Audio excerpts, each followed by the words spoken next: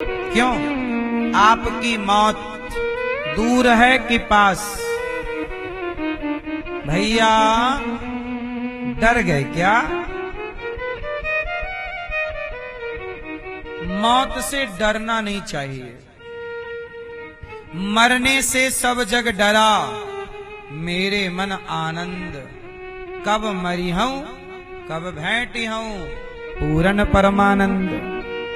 मरने से डरना नहीं, क्योंकि डरो या मत डरो, मरना तो पड़ेगा।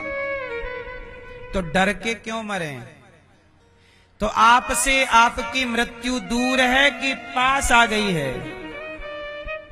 हर रोज एक कदम पास आ रही है। कौन आ रही है? क्यों मैया? कौन आ रही है? मृत्यु। अच्छा, मृत्यु स्त्री है कि पुरुष? बोलो जोर से। मृत्यु बदसूरत है कि खूबसूरत है? क्या बोलती हो मैया? मृत्यु बदसूरत है या खूबसूरत है? कैसी है? हैं? मृत्यु इतनी खूबसूरत है कि उसे देखने के बाद किसी को देखने का जी नहीं करता। उसे पा लेने के बाद किसी को पाने का मन नहीं करता। इतनी खूबसूरत है। कौन? मृत्यु। सबसे निर्दयी भी मृत्यु है। मृत्यु को तनिक दया नहीं। जिस माँ के छोटे से बच्चे हैं, कल बच्चा पैदा हुआ और माँ को मृत्यु लेने आई। किसी ने मृत्यु से कहा, अरे मृत्यु, इसका भी बच्चा छोटा है, तुम माँ को मार डालोगी तो दूध कौन पिलाएगा? ये बच्चे को तो देखो,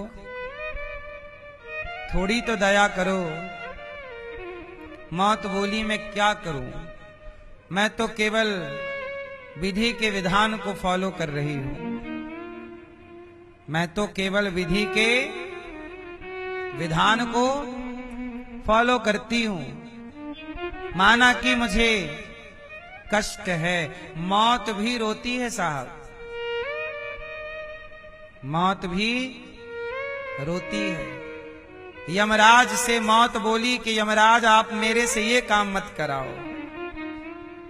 एक दिन मृत्यु बोली, यमराज जी, आप मेरे से ये काम मत कराओ, बड़ी बद्दुआएं मिलती हैं मुझे, बड़ा कष्ट होता है मुझे जब मैं किसी के माँ को, उनके छोटे छोटे बच्चों को छोड़ करके लाती हूँ। परिवार में एक ही करने वाला था, सबका पेट भरने वाला, जब मैं उसे उठा कर लाती हूँ तो परिवार वाले मृत्यु को ऐसे देखते हैं कि मृत्यु, तूने उसे ही उठा लिया जो हमारा पालनहार था, अब हम तो उसके बिना ही मर जाएंगे।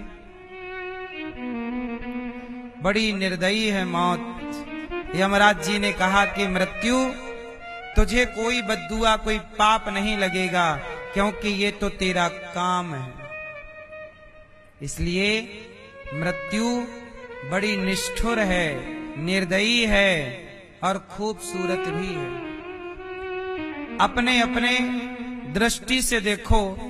इसलिए कहते हैं संत लोग, मौत से डरना नहीं चाहिए।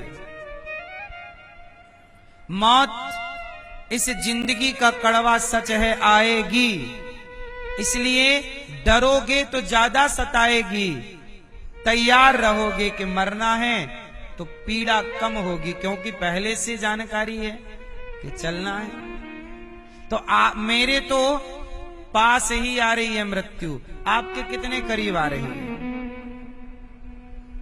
नहीं, मौत सिर पे नाच रही है। कालब्याल मुखग्रास त्रास निर्णास हे तवे, नाच रही है सिर पर। काल हमें खा रहा है। हाँ, काल बलि का लगा तमाचा, कलम कान में धरी रही, एक परदेसी हुआ रवाना, सुंदर काया पड़ी रही।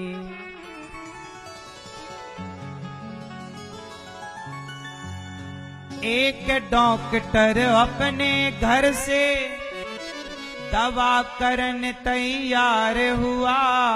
सुनो, एक डॉक्टर अपने घर से दवा करने तैयार हुआ, दवा उठा के बैग में रखा, मोटर कार सवार हुआ। एक आदमी गया, डॉक्टर साहब हमारे पिताजी को अटैक आया है, जल्दी चलो। डॉक्टर साहब बोले चिंता ना करो, मेरे पास दवाई है, मैं तुम्हारे पिता को मरने नहीं दूंगा, मेरे पास दवाई है।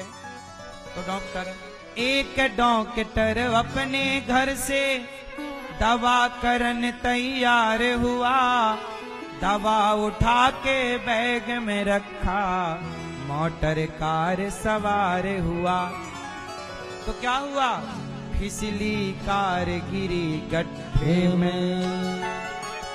जब मौत आएगी तो सुनना, फिसली कार गिरी, डॉक्टर साहब की कार गिर गई, फिसली कार गिरी गड्ढे में, और दवा बैग में धरी रही। जब परदेसी हुआ रवाना, सुंदर काया पड़ी रही। जब परदेसी हुआ रवाना, ये काया धरी रह गई।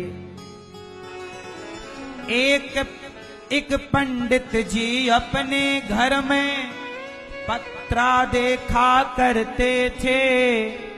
एक पंडित जी अपने घर में पत्रा देखा करते थे। जन्म मरण और जन्म कुंडली लेखा जोखा करते थे। सबकी जन्म पत्रिका बनाकर बताते तुम्हारा भाग्य कैसा, तुम्हारी मृत्यु कब। सबका भाग्य बताने वाले भी अपना भाग्य बदल नहीं पाते।